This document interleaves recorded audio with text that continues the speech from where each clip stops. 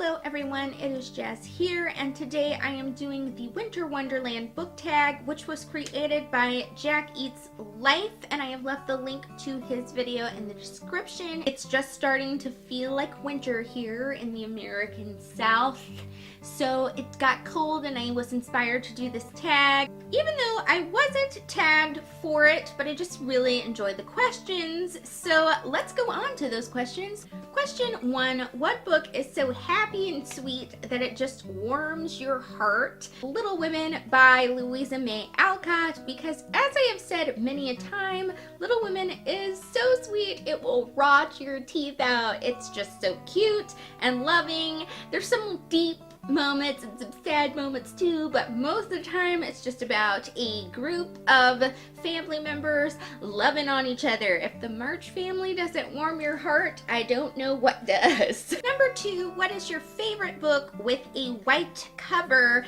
Now this could almost fit for this question, but for the sake of being a little bit different, I decided to go with this copy that I have of The Great Gatsby by F. Scott Fitzgerald, which does have white and gold on the cover, which does make it very festive and Christmassy looking, although The Great Gatsby is not remotely Christmassy. It's festive though, because I guess there are a lot of parties going on in it, right?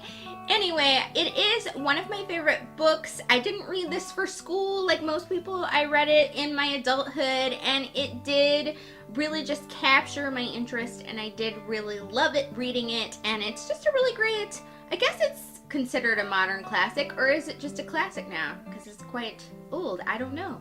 But it is definitely awesome. Number 3, you are sitting in a nice comfy chair in your onesie and with a nice cup of hot chocolate, but what monster read are you reading? Now, when I saw this question at first, I thought the creator of the tag meant a monster book, like a book with actual monsters in it.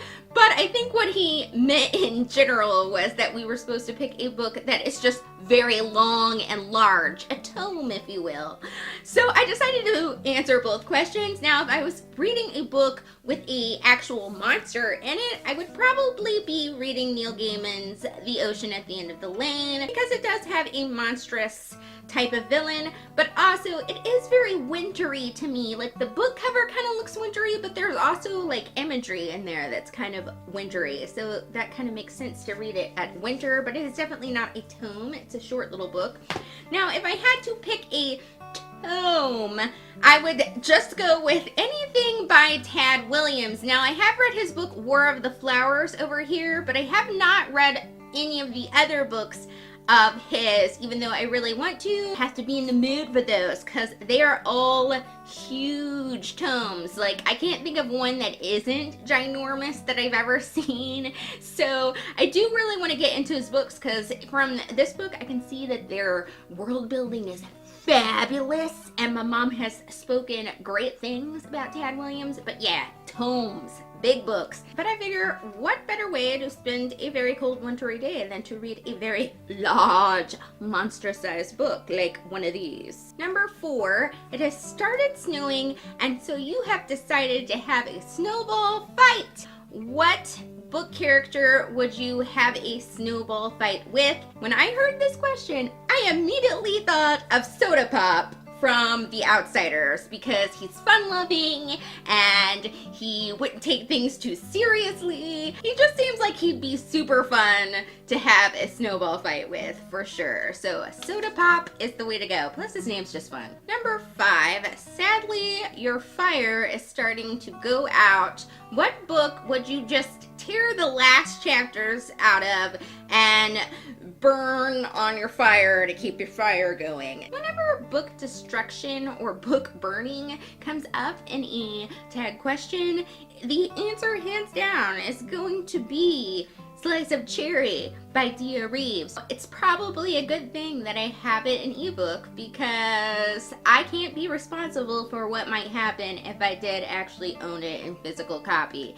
Yes, it's the only book that I've read that I probably would not feel bad about burning. It is literally the only book that I have read in my life where I was concerned about the book being in the world. I do tend to read disturbing novels, but this one was disturbing in, I think, a really bad way. I think it was disturbing just to be disturbing. It was violent just to be violent, just for the sake of it.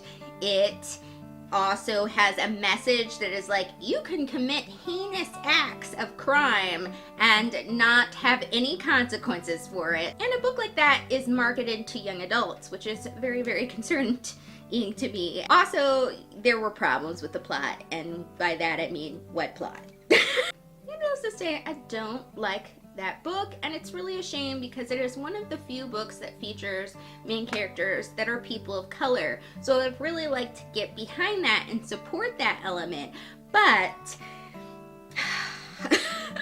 I can't, because I just can't support the message of the book. That is certainly my answer for this, because I talk about wanting to burn this book a lot. I probably need to just get over it, right? Yeah. The last question, number 6.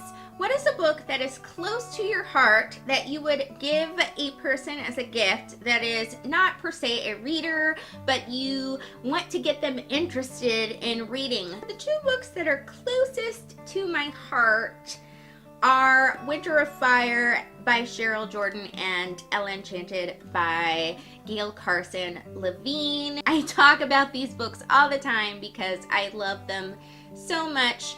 I was always a reader throughout my life. As a child, I was most certainly a reader. But these were the first 2 books that I read as a young person that I immediately thought, this is my favorite book. They're still my favorite books, I think. They've grown with me. I see new things in them all the time. I also think they'd be good gifts, not only because I love them and it show somebody else something that I love, but also because they are both books that feature really strong female characters and a lot of adventure and different things going on emotionally. So I think everybody could enjoy them, and any age could enjoy them. So yeah, these are my choices. I don't think you're surprised by these if you follow my channel. That was the Winter Wonderland book tag. I hope you guys enjoyed this, and I will see you guys next week with a new video. So thank you for watching.